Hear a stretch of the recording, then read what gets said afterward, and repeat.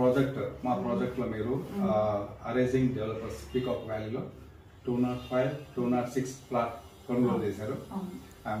like 300 more than like it is a 366.66 square big property.